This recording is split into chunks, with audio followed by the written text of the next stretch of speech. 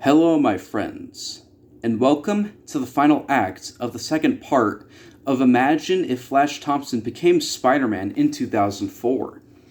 If you recall from last time, Harry Osborn, who became the new Goblin, has assembled a small group of villains to get payback on Flash Thompson, and soon get revenge on Spider-Man. What do you think will happen in the final act of the second part? Let us find out. Peter started to feel stronger than before, that he was able to stand on his legs, even though he was still healing from the failed experiment. Peter didn't know what was going on. Peter took off all the bandages that were on him, making him more able to move. He wasted no time and helped Flash try to get up. Flash was able to get out of his unconscious state, asking Peter what happened. Peter tells Flash that Harry and the others left with MJ and Aunt May as hostages, just to bring in Spider-Man. Flash quickly got up and said that this is a lot worse than he thought. Flash changed into Spider-Man and asked Peter if he was alright. Peter said that he is fine and he should go and save New York. Flash put his mask on and swung into the city. Right when Flash left, Peter started to have a spider sense, making him turn around and see the police come in. The police asked Peter if he was all okay, and Peter said with caution that he is fine, but his girlfriend and aunts aren't. Peter explained to the police what happened, and the police went after Spider-Man to give him a hand. Peter was exiting out of the building, asking himself what that sense was he had. Peter grabbed the handle to the exit out of the building, and when that happened, the handle crushed like paper. Peter was shocked to see this, wondering what fluids the doctors put in him. He looked at his hand, seeing the bite of the spider. Peter slowly opened the other door that was beside the crushed handle, and when Peter tried to go outside, his hand was stuck to the handle. Peter tried and tried to get himself off of it, and Peter was able to. Peter didn't know what was going on. He then thought of something that he thought was impossible. The spider that bit him, that couldn't have been the spider that bit Flash a while ago, was it? Peter walked down the alleyway, which was the street across from the hospital he came out of, put his hands on the wall when he went in the alleyway and began to climb. Peter was shocked. He had the powers of Spider-Man, or Flash specifically. Peter made it to the rooftop and he thought of his new powers. Peter asked himself, if he helps Flash with taking care of Harry and the others, is there a possibility that there could be a second Spider-Man? Peter decided to go to where Flash was, but he didn't know where the incident was taking. Peter saw from where he was at a giant screen that had the breaking news on, saying that Harry Osborn, Dr. Otto Octavius, Shocker, and Rhino are at Oscorp, attacking there and having 2 persons as hostages. They were notified as Mary Jane Watson, a student of Dr. Kirk Connors, and May Parker. Peter was frightened for MJ and Aunt May's lives, but now he knew where they were located. Peter went that direction where Oscorp was and jumped over building to building. Peter arrived at the edge of a building that showed a long street below. Peter didn't know how to get across it, except for one thing: to try and web swing like Spider-Man. Peter tried to figure out how to shoot out webs, and Peter was able to at last.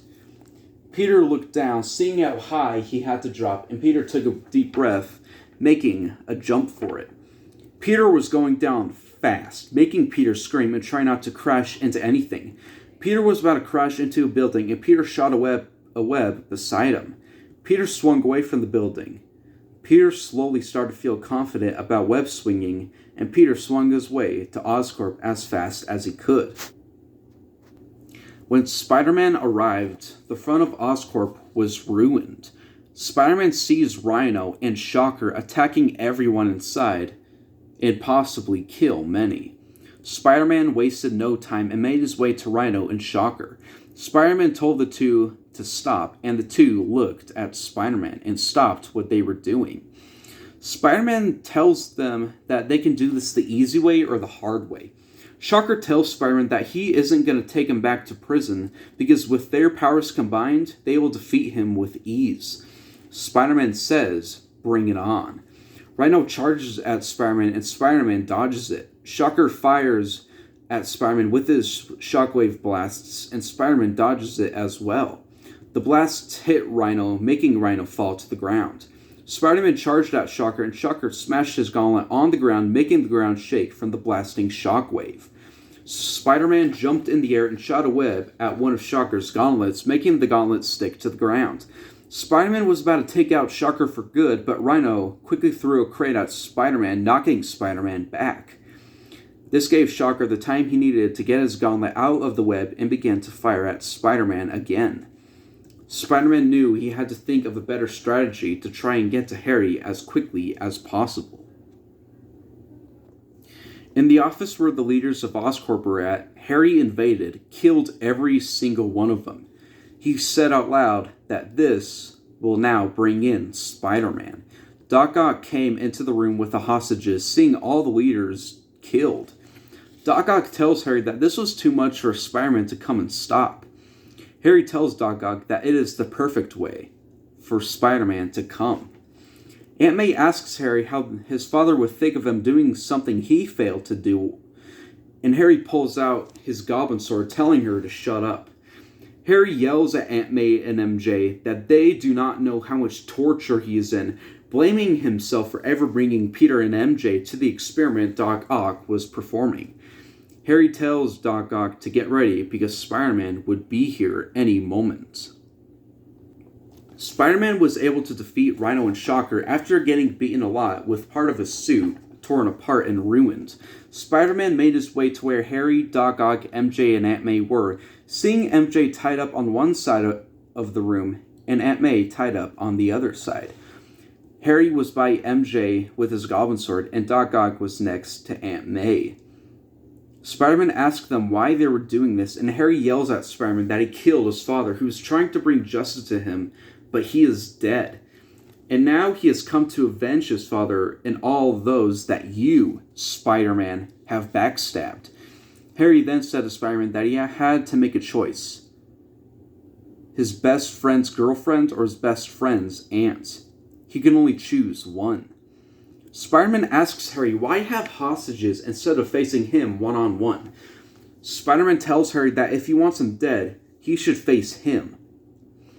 Harry didn't even say a word, except for staring at Spider-Man with pure hatred. Doc Ock tells Spider-Man that he failed to save his own wife, and he is willing to do whatever it takes to make the city safe again. Spider-Man turns to Doc Ock, saying that he has lost someone too. A friend of his lost his uncle, because he made that possible. Aunt May and MJ started to know what Spider-Man was talking about. Spider-Man was talking about the loss of Uncle Ben. Spider-Man tells Doc Ock that he wishes he prevented that murder so that his friend wouldn't blame himself for the death of his Uncle Ben every day. Spider-Man tells Doc Ock that whatever happens for a reason. Either it is good or bad. Doc Ock asks Spider-Man while taking off his glasses, how can he even go on without the woman he held dear? Spider-Man turns toward MJ, saying that even though you lose someone important, that doesn't mean you don't have a purpose for being who you are. Doc Ock looks at his robotic arms, thinking of what he has done. He had made these arms to help with the machine, to try and do good and help the city, but now he is using the arms for something that could ruin his whole life. Doc Ock sees that Spider-Man is not a criminal. Doc Ock looks at Harry, saying to Harry that he has lied to him. Harry looked at Doc Ock, saying that he didn't because Spider-Man killed the one person he held dear. Peter arrives in the room through the broken window, seeing MJ and Aunt May.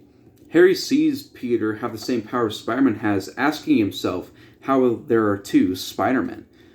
Peter tells Harry to let MJ and Aunt May go. They don't deserve to be part of this. Harry doesn't know what was going on, but he went with his gut and dashed straight towards Spider-Man while summoning blades from his arm. Doc Ock quickly commanded one of his arms to grab Harry's glider, and the arm acted. Harry fell off of his glider and hit the floor hard. Doc Ock and Peter freed MJ and Aunt May from being held hostage.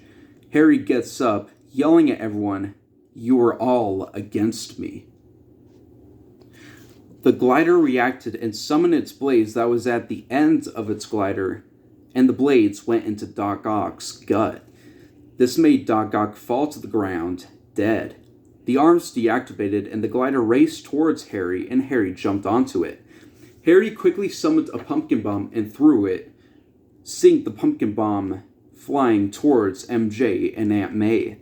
Spider-Man quickly acted and got in front of them, and the pumpkin explosion went all over Spider-Man, making Spider-Man fall to the ground, knocked out. Harry dashed at MJ and Aunt May with his goblin sword in his hand. Peter quickly shot webs to MJ and Aunt May. Peter pulled both of them back at once. Peter got MJ first, and in a blink of an eye, Harry stabbed Aunt May with his goblin sword. Harry screamed no, seeing Aunt May's corpse fall to the floor.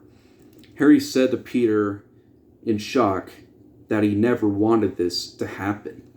Harry dashed out of there, running away from the scene. Peter knelt down to his dead aunt, telling her to wake up, but it was no use. Peter cried very hard, saying, "Not her, too." Spider-Man woke up from his unconscious state again, seeing what he failed to prevent, seeing Peter's aunt gone. He couldn't believe he failed to save another relative of Peter's. Spider-Man says that this was all his fault. Spider-Man looked out the broken window, seeing the rain descend outside. Spider-Man said before leaving, full of guilt, that maybe he was never meant to be Spider-Man. Peter started to hate Spider-Man because of his emotions for losing his aunt.